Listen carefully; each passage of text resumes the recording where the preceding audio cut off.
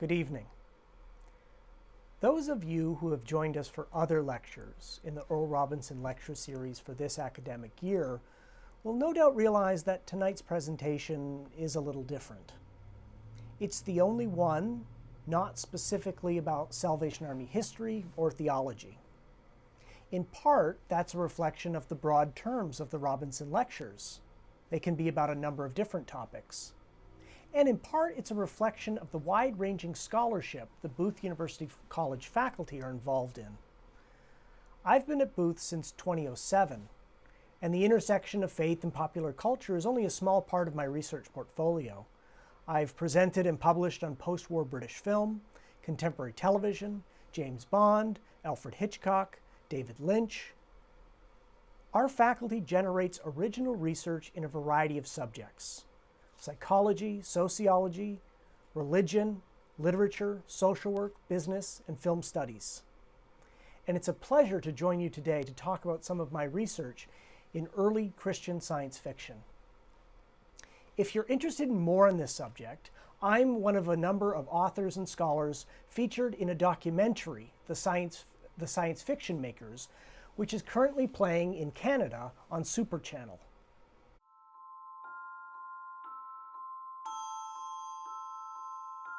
The imagination likes nothing better than a blank canvas, and the future is a completely blank canvas in the sense that you can imagine what you like.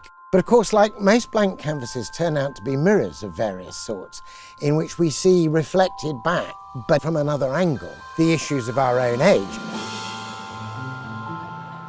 Science fiction.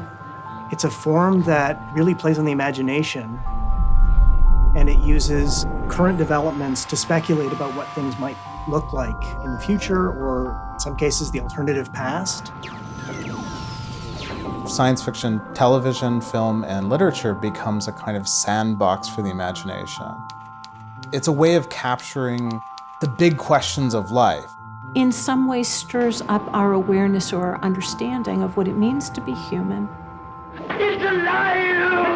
And to encourage us, I think, in lots of ways, to think about the practical implications of our technology. These are questions that assault us here every day. See possibilities, tackling problems, to think around them, people dreaming of how things could be. That sense of encountering the unknown and the presence of the unknown, not with fear in the sense of fear for your life, but with the sense of presence and mystery, has spiritual seeds in it, which may grow in the reader's soul. That is really powerful because it connects with that feeling of hope, that feeling that we as human beings can create something that's lasting and powerful and world-changing.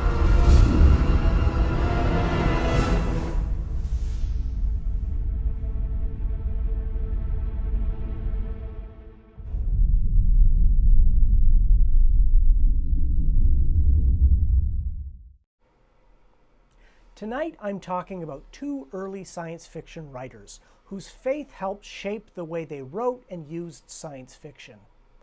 One of the writers is one you'll know quite well. The other, sadly, is mostly forgotten today, but is nevertheless an important early voice in science fiction. Now, some of you may be wondering why anyone would ever want to study popular culture. Why popular culture even matters? In responding to this, I turned to the ideas of a much more influential and important cultural voice than mine, Bell Hooks. In her presentation, Why Study Popular Culture, Hooks notes that the reason popular culture matters is right there in the name, popular. These texts, whether books or movies or TV shows, are the ones most people absorb. These are the narratives that are shaping the way people experience the world and experience ideas. More people saw the last Marvel movies or the latest installment in Star Wars than attend church on Sundays. The fact these texts are so far-reaching should be the very reason people take them seriously and study them. And taking them seriously means understanding them, as opposed to trying to wrestle them into a framework that suits our interpretations and our perspectives. As someone who grew up in the church, I sat through more than my fair share of youth groups that tried to shoehorn Christianity into things like Star Wars or The Matrix. As someone who was a fan of those things, I couldn't quite reconcile the way these well-meaning but misguided youth leaders presented the films I knew and loved so well. That's not to say that there aren't important spiritual, religious themes present in science fiction, fantasy, comic books, television. There absolutely are. Popular culture is a fertile ground for these conversations. We just need to respect and understand these texts if we're going to talk to the people who love them. These stories are important, but we can't just bend them to our framework. We have to engage honestly with them and the people who identify closely with them. We are a story-based people. We use stories to make sense of the things that happen to us, our place in the world, and to relate our experiences to others. We learn about others, people from different backgrounds, different cultural contexts, through their stories. And we understand them better because of it. At a time of heightened racial tensions, indigenous reconciliation efforts, studying stories and storytelling is very important. We're also at a point in history where humanities is especially important. The critical thinking skills and reading skills acquired in literature programs, in film and media studies programs, religion programs, are more important than ever before. With cries of fake news and a staggeringly high number of people believing wild, unfounded conspiracy theories, theories where the absence of evidence seems to affirm the theory, people need how to learn to sift and judge information. They need to learn how information and meaning can be conveyed and spread, or in some cases, manipulated. I find science fiction particularly important to study because people who like science fiction really like science fiction. You don't get many lukewarm fans of sci-fi. I host a podcast called Geek 4 that examines fans, fan culture, and fan communities. And when I talk to fans of science fiction, I am struck by how passionate they are. Going to conventions, dressing up in costume, meeting other fans to discuss specific shows and minute details about these shows. They strongly identify with particular stories and the worlds they find there. Often, most strongly, with the possibilities of a better, more just society that science fiction can represent. The Jedi Order, or Star Trek's Federation. It's probably a good point here to stop for a moment and at least try to define what I mean by science fiction. It's a notoriously broad term, one with many subgenres and styles: utopian, dystopian, hard science, alternative history, Afrocentric. And there are ongoing debates about what can be categorized as science fiction. Like any active form of art, as critics attempt to define it, artists push the boundaries of those definitions. At its core, science fiction tries to imagine what the physical world could be like through technological advancements. It's speculative, imaginative about the physical world. Though elements of it can be traced all the way back to classical literature, what we think of as science fiction really comes into being in the late Victorian period through the pioneering works of Jules Verne and H.G. Wells. Verne and Wells are writing in a particular period of paradigm-changing technological advancements. And after Darwin's Origin of Species has caused a significant divide, for some, between religion and science. Their collective works anticipate air travel, space travel, nuclear weapons, and biological engineering. Wells, with his novels The Time Machine, The Island of Dr. Moreau, and the War of the Worlds, and his tendency towards the dystopian was especially influential on the two writers I'll be looking at tonight. And the two writers I'll be looking at tonight are Victor Rousseau Emanuel, better known as Victor Russo, and C.S. Lewis.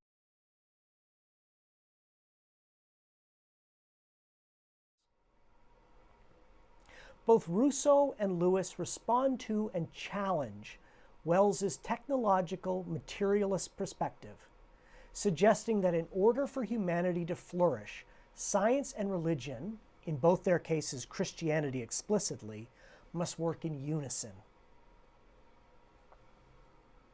Let's start with the earlier of the two and the one most people don't know about.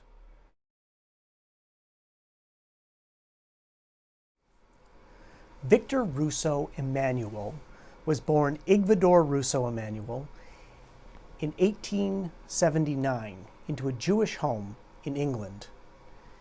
He was educated at some of the most notable and elite public schools in the country, but was a bullied, disappointing, and uninspired student.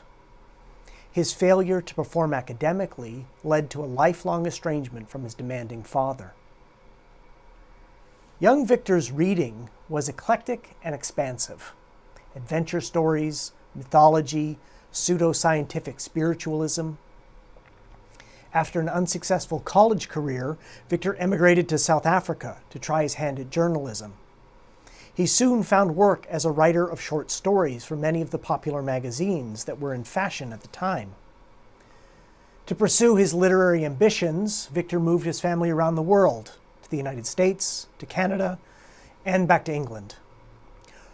Russo was the kind of writer we just don't see anymore. His output, mostly short stories, for which he was paid a livable wage, was prolific. He wrote in a variety of genres: detective fiction, boys' adventure stories, Canadian wilderness stories, as well as science fiction. He used a dozen or more aliases that we've been able to uncover, possibly more, the most common of which were Victor Russo, H.M. Egbert, and V.R. Emanuel. He even tried his hand at screenwriting in the early days of silent cinema. And although he was mostly successful and usually made a decent living, literary fame always seemed to elude him. Near the end of his life, when the magazine short story market had dried up with the arrival of television, Russo collected social assistants and wrote lurid, semi-pornographic pulp stories, the only type of stories he was able to sell. When living in the United States, Russo began attending the Baptist Church of Reverend Dr. Robert MacDonald, who combined Christianity and hypnotism and faith healing in a combination that appealed to the former reader of pseudo-scientific journals of the paranormal, like Russo. After a few unsuccessful novels, Russo believed he had found an idea that would make him famous, a response to H.G. Wells' novel, When the Sleeper Wakes. Now, in terms of Wells' literary output, When the Sleeper Wakes is, by most scholars' estimation, a minor work. Published in 1910, it's the story of a man who, through the use of sleeping drugs, falls asleep for 203 years. He awakens in 2100 to find a world that is both a technological marvel and full of profound social injustice. The titular sleeper is the only person in the world who can remedy these social injustices and fix society. For Russo, Wells's failure to include the spiritual, the religious, as a force for positive change was the opportunity he needed to pen an answer to the materialist perspective of Wells. And it was the idea he believed that would earn him the literary fame that had so often eluded him. Russo began work on his novel, The Messiah of the Cylinder, in 1914. Although it stands as one of Russo's masterpieces and is an excellent example of early science fiction adventure stories, A series of unforeseen circumstances delayed its publication and prevented it from being the bestseller the author had hoped. Despite its tepid reception, the novel serves as a foundation for the sort of science fiction we see C.S. Lewis writing almost 25 years later. Science fiction that contrasts the materialism, the expected in science fiction, where the world is known and understood by the limitation of the senses, with a spiritual, immaterial perspective.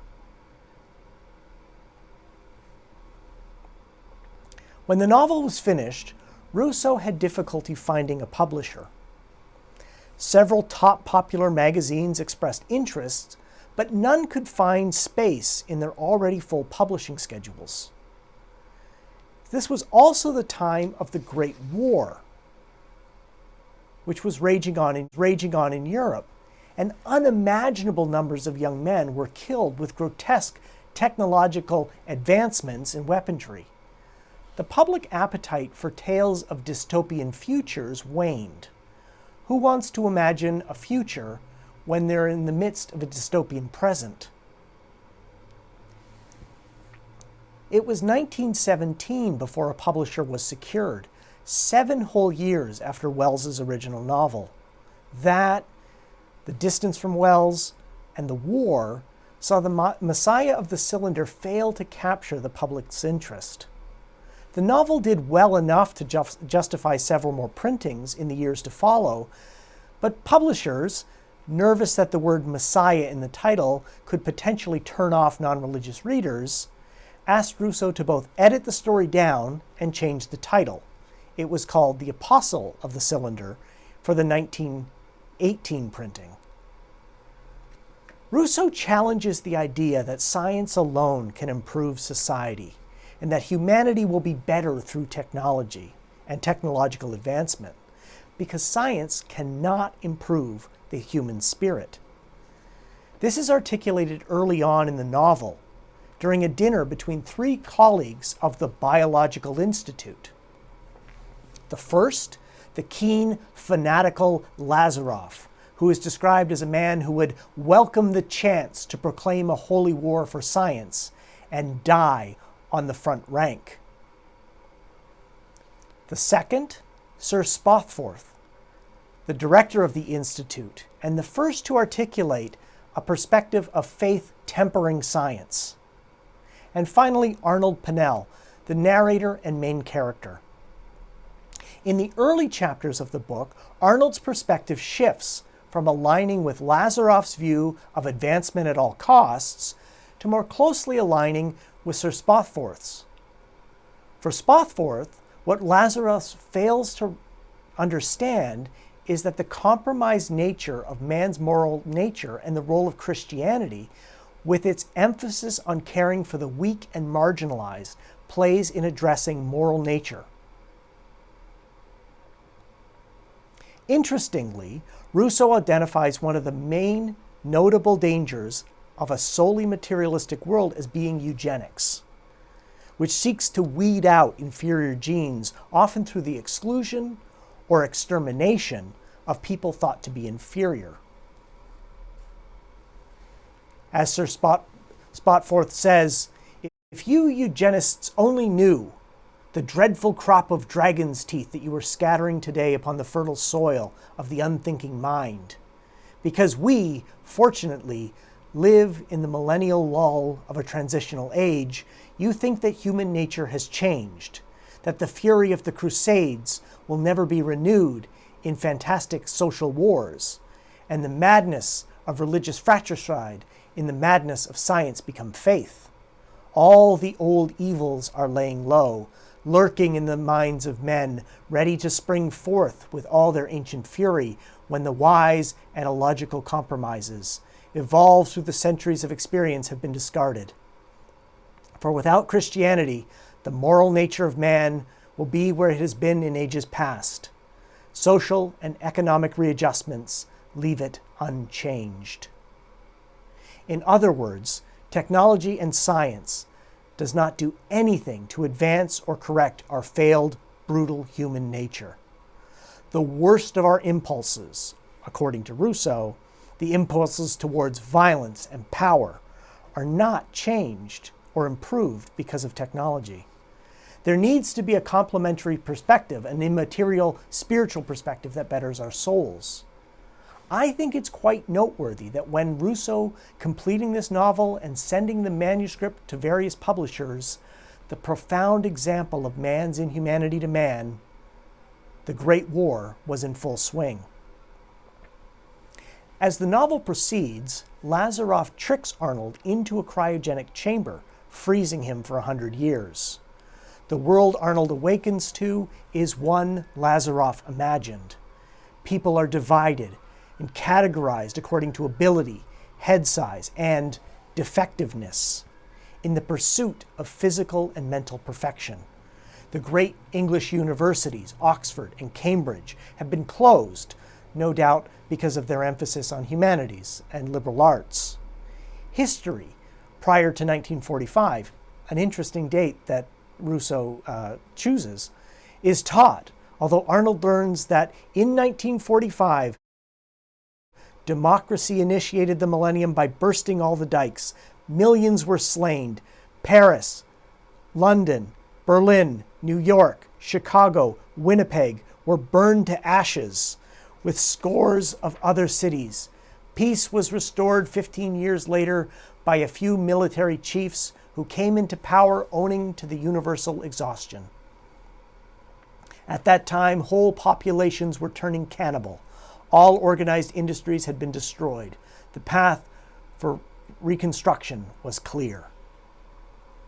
As the sleeper of Wells' story, although by very different means, Pennell must correct the world he finds himself in, leading a resistance against the leaders of this future and restoring, quote, an age of faith, as the novel calls it.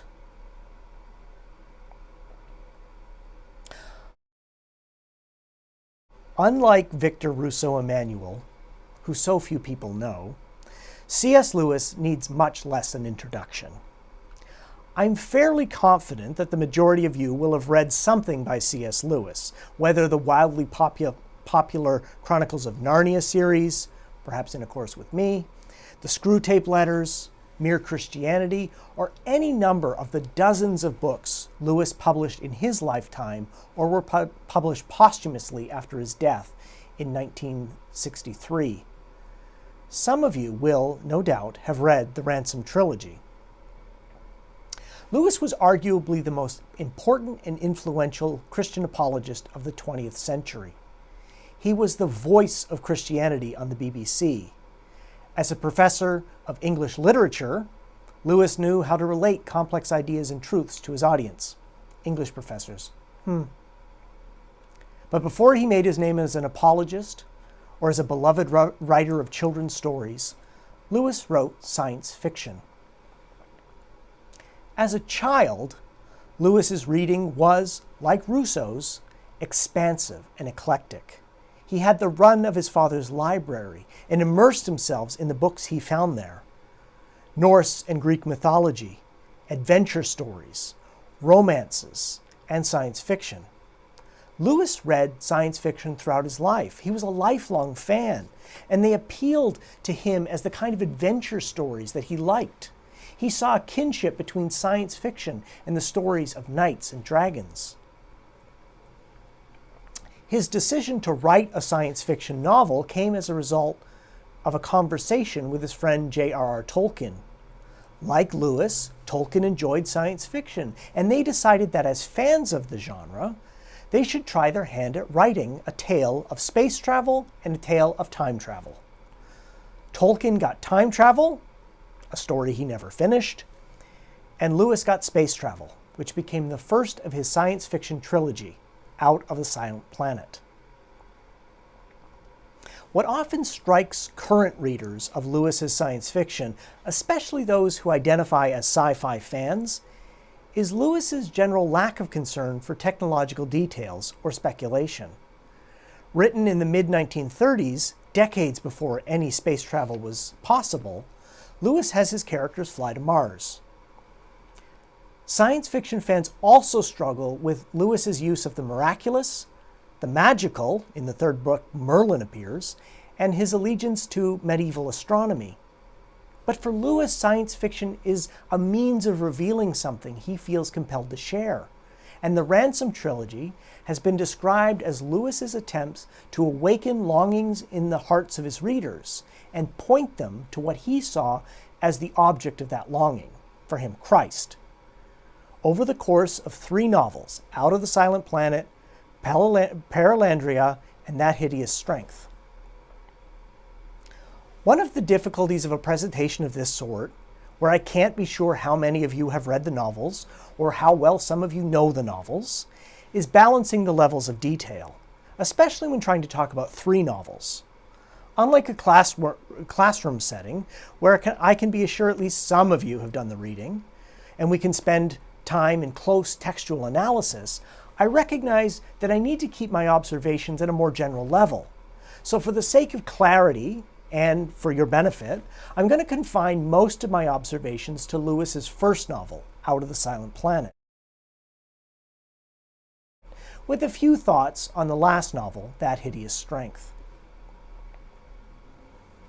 For Lewis, one of the most profound dangers explored in the novels is the one of the purely materialist mindset, one that sees science as advancement and progression at all costs, without reflection on or consideration of whether such advancement is necessary, right, or good. In Out of the Silent Planet, this mindset is represented through the characters of Weston and Devine, but notably Weston, who at the start of the novel kidnap Dr. Ransom to use as a sacrifice for the inhabitants of Mars in an attempt to exploit one of Mars' valuable resources, gold. Weston and Devine, like Rousseau's Lazaroff, care only about advancements and a narrowly defined idea of progression. In a move that is perhaps noteworthy today, Lewis aligns this destructive materialist mindset with that of colonialist expansion. For Devine, and especially Weston, Mars is a new, to them at least, resource to be exploited. Similarly, they consider the inhabitants of Mars as either additional resources to be used as colonizers see, or expendable, to be killed if they stand in the way. It's Ransom, a philologist, one who studies language, who recognizes that Mars inhabitants have language and are sentient. Then something happened which completely altered his state of mind. The creature, which was still steaming and shaking itself on the bank and had obviously not seen him, opened its mouth and began to make noises. This in itself was not remarkable, but a lifetime of linguistic study assured Ransom almost at once that these were articulated noises. The creature was talking. It had language. Weston's materials perspective, which sees only more and better and is characterized by greed and self-absorption, cannot conceive that these creatures are anything but subhuman. His real desire for being on Mars is not solely profit, but expansion. He wants to bring humans to colonize Mars and then other planets without care or concern for the natural resources or the inhabitants. He wishes to strip these planets bare and then move on to the next planet. Lewis further explores the limitations and destructiveness of this sort of materialistic mindset in the final novel, That Hideous Strength. Set not on some distant planet, but on a dystopian Earth, Lewis portrays a world controlled by the National Institute for Coordinated Experiments, or NICE, a scientific and social planning agency which gathers copious amounts of data to be shared between committees on all aspects of human life and society, with the secret intention of destroying nature and ending humanity.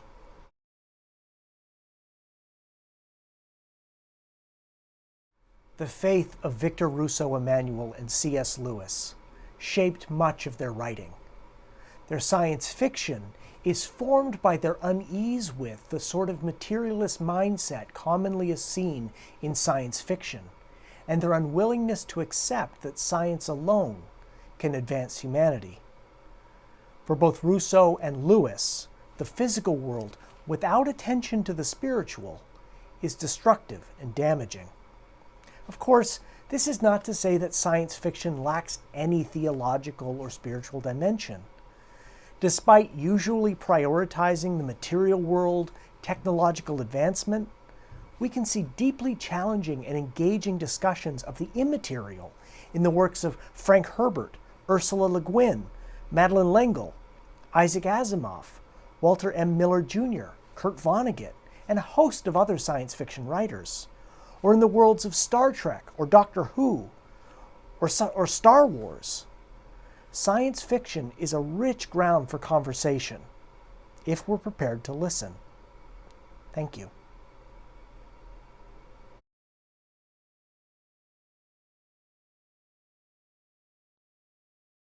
Hello, my name is Laura Heptic. I'm a graduate of Booth University College with a Bachelor of Arts degree in religion.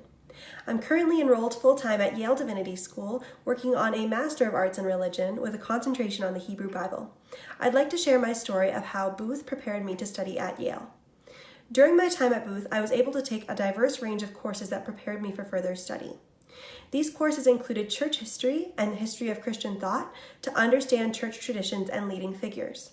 There were courses on theological foundations and the ethics of Christianity to critically unpack what being a Christian has meant and what it means today. I was also able to explore many biblical texts through studying specific books like Galatians or a group of books like the Prophets or the Pentateuch. I was able to explore other world religions such as Islam and Judaism, and I learned about religion as an abstract concept through sociological, literary, and philosophical courses. To my benefit, I was forced to challenge beliefs and assumptions about Christianity against years of scholarship and many unique interpretations. What served me the most in my time at Booth was the opportunity to think critically for myself. One opportunity that highlighted this took place in my third year.